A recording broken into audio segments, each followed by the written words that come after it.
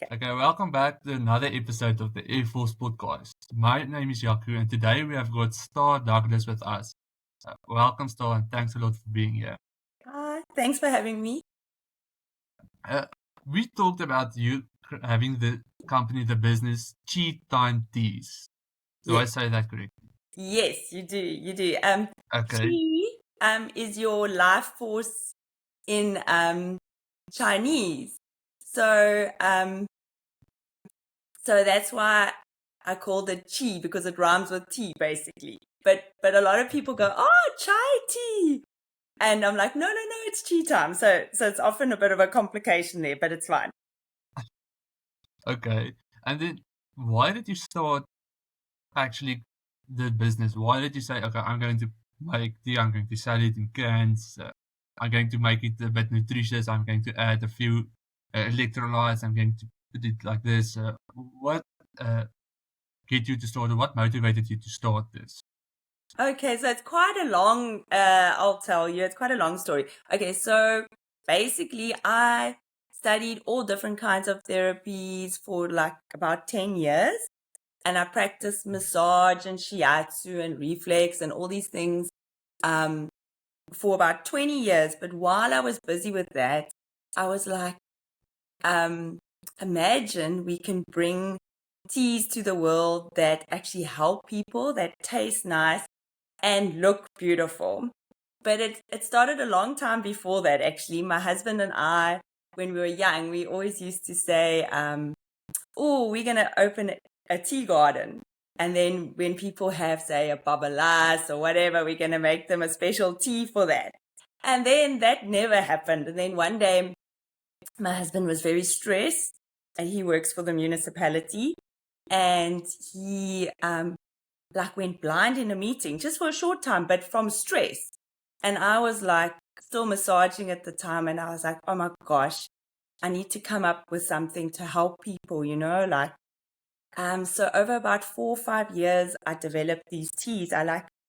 They were loose leaf teas, so all bunches of herbs. So it took a lot of different case studies, finding the right flavors, the herbs that don't affect the others badly, like they've got to work well together. So there are 15 different loose leaf teas, like for weight loss, digestion, concentration, so many different ones. But my poor clients, they were like my guinea pigs. So if I knew a tea was good, then they always used to come for a treatment before, and I'd always give them green tea, and they would moan, and they'd be like, green tea. And then I was like, well, guys, now you got to try my other teas, And then, so that's how they developed. It took about 4 years. And then the loose leaf teas have been out 6 years. But then during COVID, I was helping these guys. They're called Richmond Hill Brewing. They're in the valley here, and they were amazing. They converted, because they couldn't make beer, they converted their brewing stuff into a soup kitchen. So they actually were making soup in their beer vats. And it was so awesome. So I was helping a little bit with the cutting of the butternuts and stuff. And then I said to the one guy, Neil, the one day, because they weren't making money with beer, I was like, oh, could you make my immunity blend into an iced tea? And he was like, because brewing is quite a bit like making, they do a similar process to what I do. And he was like, yeah, let's try. So we formulated the immunity, which is a sparkling pineapple ginger blend. And then about a year later, and I mean, it's going so well with that. And then a year later, I went to him and I said, oh, I've got this other one I want you to try and make. It's for hydration and muscle recovery. And that is the cherry one. So it's called Post Activity. And I mean, he's a genius. I mean, all the guys there, and they helped so much. And then they converted that one. That's like also a sparkling iced tea. So between the loose leaf teas and the iced teas, it depends on what people like. But they're like all over now in the spa, the iced teas and stuff. And I'm thinking of some new ones, but you need a lot of cash. So that's it. Okay. Yeah.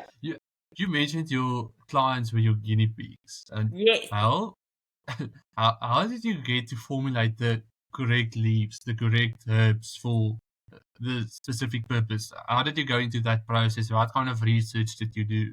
You Okay, so I have studied herbalism like over the years. So I worked it all started, I worked in a health shop called Nature's Own, and they were amazing. So I worked and helped the clients there before I started massaging and stuff full time. So from working there, the men that owned the store and the like surrounding places, I learned a lot because the one guy, Ashley, he actually has a brand called Willow, and it's an amazing supplement brand. But from that, from learning about his formulations as well, I suppose that also inspired me over the years. And then, so basically how I formulated the teas, how I started, it was very complicated actually. So I had a good knowledge of herbs, but I wanted to make it also taste okay because a lot of herbal teas are disgusting, actually, to be honest. I actually hated herbal tea. I only would drink Ceylon tea. So it's weird for me to bring these out. So I've basically listed like what do people need in their lives. So the one's weight loss, you could say. One is to help your body deal with stress, for sleep. So I listed all these teas that I needed to make. And then through that, I thought, okay, I brought out the different herbs that I researched for a long time. So the different herbs that would work for that. And then I researched which ones wouldn't contraindicate with the others. So on the tins, you'll also see their contraindications and stuff. So certain people say they're on blood thinners. They can't have like certain, like rosemary, whatever. No, not rosemary, sorry. Like something that will thin your blood. So that's rosemary. It will give you high blood pressure if your blood pressure is too high. So from that, it was just trial and error as well, because a few times I did poison myself. I'm not gonna lie, like my detox tea, it really detoxed you. But so it was a long process. And then also with the teas, I had to bring in, so because the herbs are quite powerful tasting, some of them, my aim was to make it palatable. So people won't just buy your tea and it sits in the cupboard. I brought in, say, chocolate, like cocoa nibs or orange peel or, lemon peel, just to balance out, like, for example, the male tonic, which is for your prostate health. It's got stinging nettle in, it's got a whole lot of yucky tasting things. So what I did is I brought in the cocoa nibs and the orange peel, and then also even ground pumpkin seeds, which is really good for your male health as well. And people, like, it doesn't taste that bad, and then a lot of the teas are quite fruity, which is awesome. Like the weight loss tea I love, it's got like a nice tangy, fruity, and it works like a bomb. So yeah. Okay, and then how did you go into the process of trial and error? Wasn't that a bit Oh, demotivating at stages, and how did you oh, cope with that?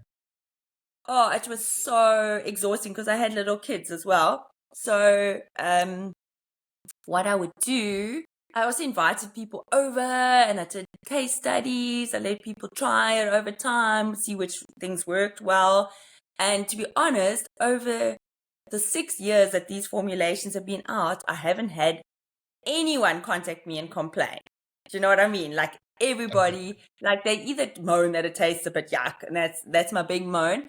I think maybe one person said they got a headache from the weight loss tea, but mostly the results have been amazing. So the trial and error thing, it's a bit of a blur because it took so long over so many years. I just remember having all these cups out with the different blends, and then I would literally myself just taste, mix, taste, tummy ache, taste, until I fine-tuned them a bit. And then I would get other people to try them. I even had like a whole tea tasting with my friends. And then my other friend, Jazzy, she was amazing. She helped me with the names of the teas and the logo, because the names are quite quirky. If you look at them, like anti-gravity is the weight loss one, because that makes you feel lighter and stuff like that. So it was a lot of help from my friends and my husband, Shane. He's put up with a lot. You've mentioned Chinese teas now a lot. What actually is the Chinese blend or the Chinese teas? What do they Oh, consist of, and how do they help you? oh, there's so many different ones, but The Chinese medicine is super powerful. Like you get your ashwagandha and like the most common ones that people know are like ashwagandha, your Siberian ginseng. So I just kind of generalizing when I say that. I'm being Okay. like a broad spectrum. But the priority has your ashwagandha, your ginseng. So what they do, they're called adaptogens, these specific ones. So they actually help your body deal with stress. So you get your IBS, your headaches, blah, blah, blah, whatever from stress. But if you drink something like this or in the pill form, whatever, then your body won't react in a negative way to stress, hopefully. So it's to help you in a stressful job, whatever. Yeah. Okay. And then again with the trial and error and the guinea pigs, how did you realize, okay, this one is going to help, or was that part of your research? Yeah. So it was. Oh, listen, it was so tricky. Like I don't really know where to start explaining like on a day-to-day process, but I was fortunate because I had so many people coming for treatments. So I had so many people that actually helped the process. I don't know who in a different profession would be able to do that because I mean, where do you find your people that would actually try the blends? The most important thing was knowing which herbs would work together and would people drink it?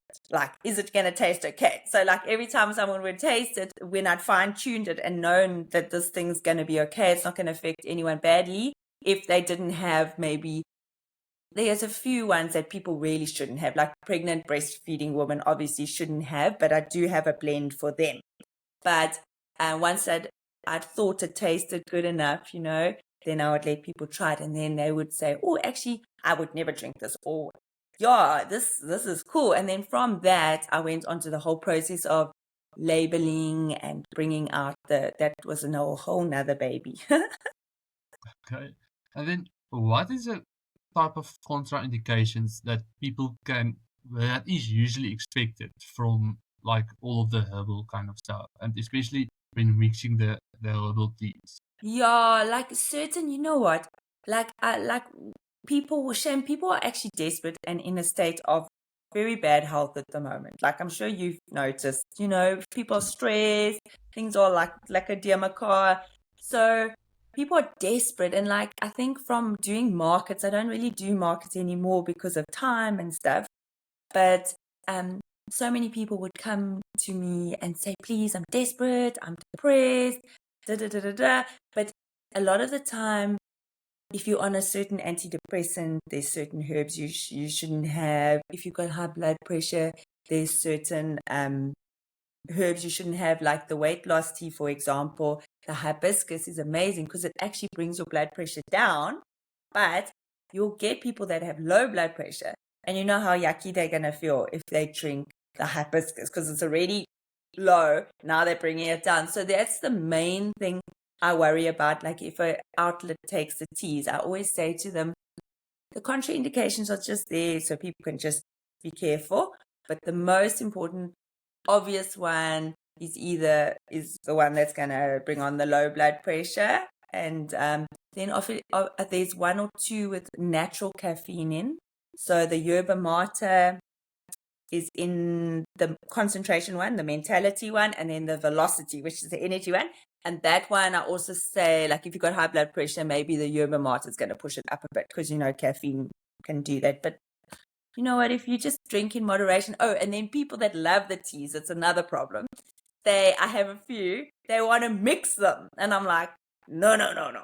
Because imagine, there's like 5 different herbs, and now they want to mix the weight loss one and the skin one. Like I've got one for radiant skin, which is amazing. So the ladies are always like, oh, can't I mix the skin one and the weight? So it's just too many herbs. So you've got to kind of tell people, Okay.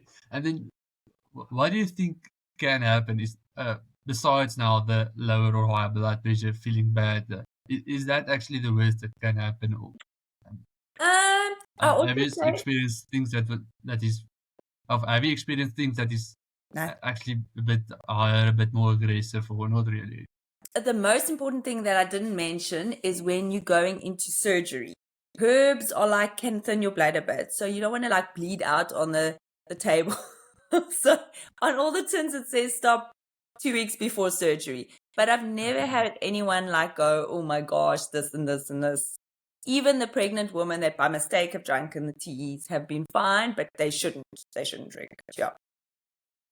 And then how do you get the distribution done? How do you distribute the product? How do you market the product? How do you get them to the people?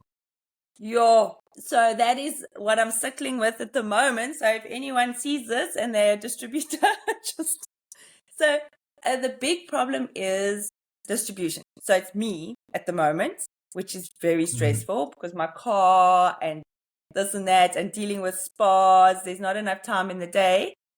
And then also sometimes I courier up to places. So that's okay. Like I've got in the garden route and all over. But at the moment I'm busy working. I've got places in Joburg, but it wasn't great. So now I think I've got a possible distributor in Joburg that will come into fruition, which will be great. But it's so stressful because the problem, so with the loose leaf teas, I don't really want a distributor, but with the iced teas, that's the biggest seller. So the spas, it goes well in the spas, and then you've got to be a merchandiser, you've got to be a manufacturer, you've got to be a driver. It's really hectic, so I need a distributor, but the problem is the shelf life. So I'm getting it shelf life tested in Durban. So then from that, I'll know, because a lot of distributors don't have fridge space. So they don't want to take your product. They want to keep it in their warehouse. And I don't want it to start exploding because the pineapple one, sometimes in summer, if it's in your car for 2 days, it could become beer. It's like, so that's my problem. Okay. And how do you manage doing all of this basically on your own? Do you plan a lot? What do you do? I'm dying, yeah. I'm just trying to keep alive. No, I'm joking. Okay, so every day is like chaos, crazy. My diary, I could show you, it looks like a dog's breakfast. And you still got to try and be a decent mother and, wife.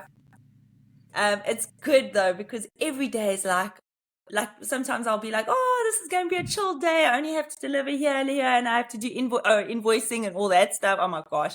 And then all hell breaks loose. Someone's like, oh, get all the loose leaf tea, this many. And then loose leaf tea I make to order. So then I'll be up like all night making loose leaf tea. So I need to be able to employ someone, but financially I can't yet. So my main thing is job creation. I really, really, really want to try and uplift the economy somehow.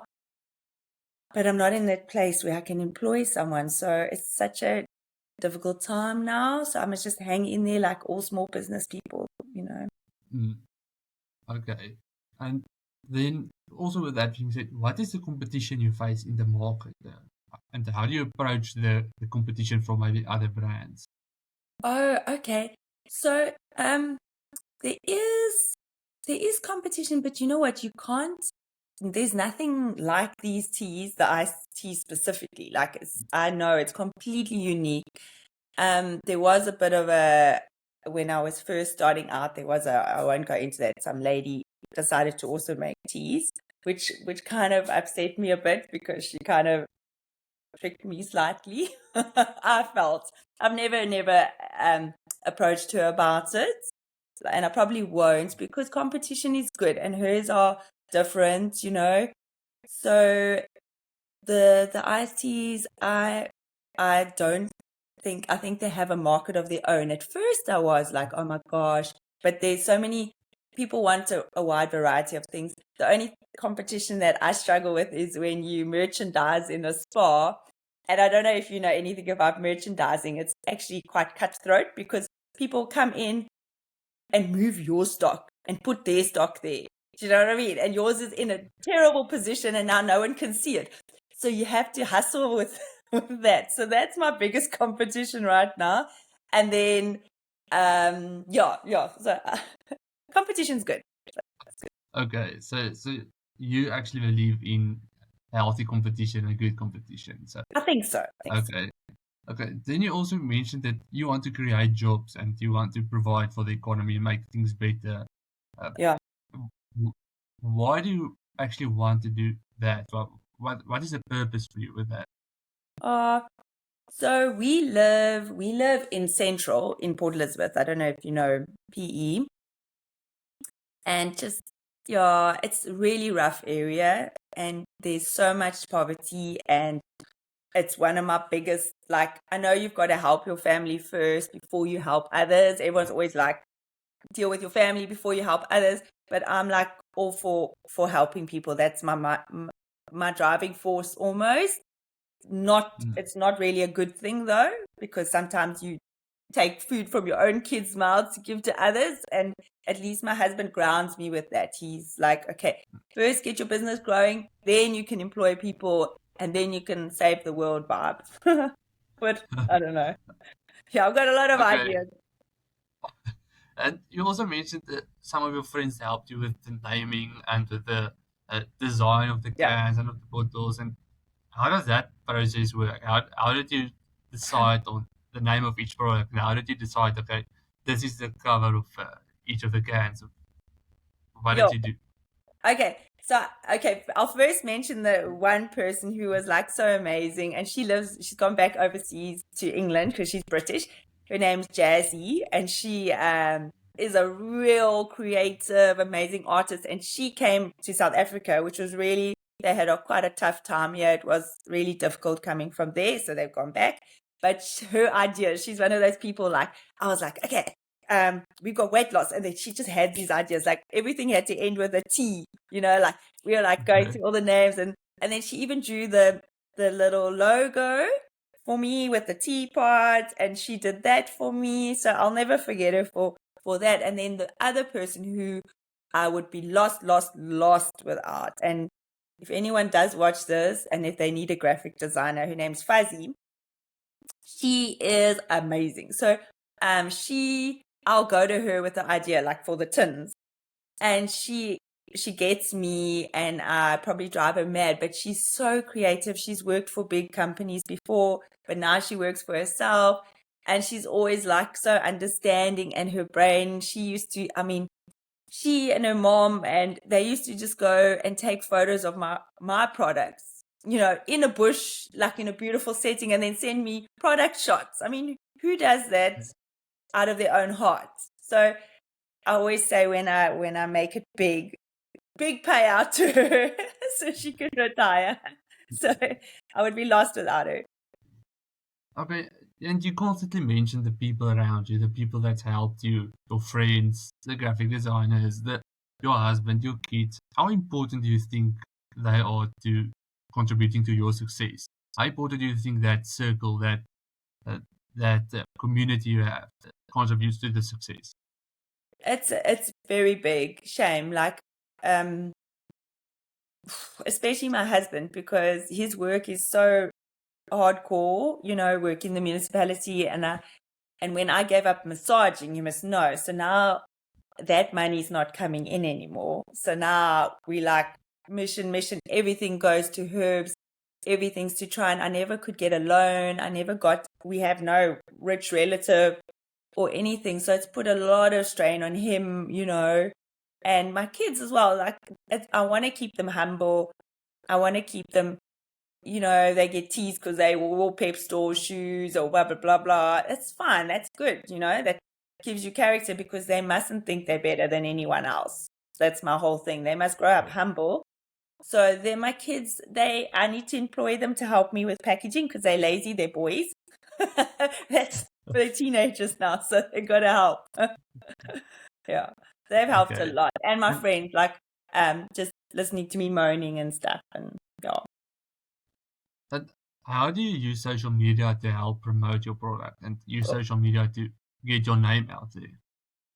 Hey, so Fuzzy, she said, I think she was like, oh, you got to get a Facebook page, you got to get Instagram. She's all graphicy, and I was so bad. And then sometimes I would take a dodgy shot, like if you go all the way to the beginning of my Facebook page, and she would be like, take it off now.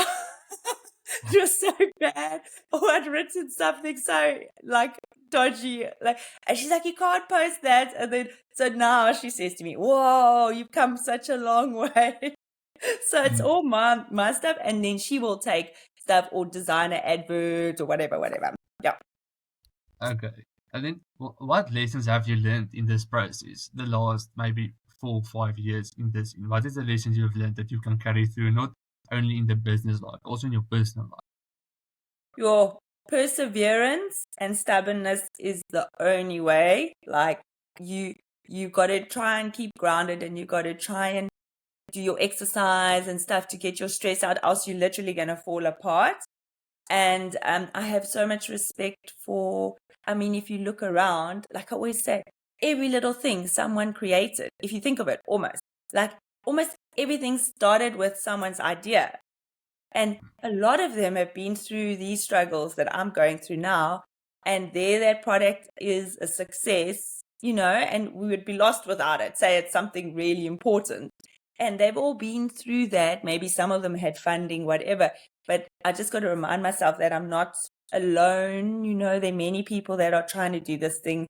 And it's good for kids to see, because I mean, will they be able to study? Who knows? Like maybe they'll have to be entrepreneurs. At least they know, if my mom did it, maybe I can do it. Okay. Yeah. And what does the future hold in for Cheat Time, please? What is the future? What is the next venture you're going to conquer? Okay, so get Joburg and Cape Town up and running with proper distribution. There is a gentleman that possibly wants to invest. I'm not sure yet. And then USAID also helped me. They came touring through Eastern Cape and they saw the products. And this gentleman called Cos, he was amazing. They helped me get funding to do my nutritional testing on the tin. So now you can see how many calories, blah, blah, blah, because that's very expensive. It's like 15 Gs. So they paid 60%. So I see the possibility of teas going overseas. There is a lot of interest, and that is the way to actually earn an income. Like, I mean, the dollar exchange rate, but you can't jump before you can walk. And let me just take over Cape Town and Joburg and the Eastern Cape and all over Durban. Do first the baby steps. The baby steps. And then maybe bring out a few more flavors to help people, but never ever to lose track of why I'm doing it. To help people. And you know what I mean? Like, I mustn't forget that, because sometimes people do forget their path. What advice would you give to young entrepreneurs, young people, or people that just want to start their own thing, want to start a business? Is there any kind of lessons that you would provide to them, or advice that you would give them? I would say do something that you're interested in, because you don't want to be stuck struggling like this with something that you don't even care about. Like, say I was doing solar panels, I wouldn't care. I mean, you know what I mean? You have to have a love for something else. You're not going to push through. Like, there are times where you're literally crying and you want to drop dead because it's just so hard and you don't know what to do and you've got no one to ask for help. And then if it wasn't something driving you, like something that you care about, that is pointless for me. Don't be in it just for the money. The money would be good, but I think do something you love. Definitely. Okay. And where can people find your products? How can they order from you? How can they reach out to you? Where can they get to you? So there's an online store, Cheat Time Teas, www, whatever, we could put it up or whatever. It's an online store, but then it's also a lot, I don't know where people are based. I mean, I courier all over the country, but it's in SPARs, and I've got like about 30 different outlets. Then the loose leaf teas are in different health stores and stuff. Yeah, and I've got amazing suppliers that have been very loyal and stuff. I mean, stockists, yeah. Okay. Thanks a lot for your time today, Star. Thanks a lot for talking to us about your journey and providing us with all this insight. So thanks a lot for your time. And, thanks, Jaco. Good luck with everything you're doing, and good luck with the next part of the process. Oh, thank you so much. Okay. Okay. Bye. Okay.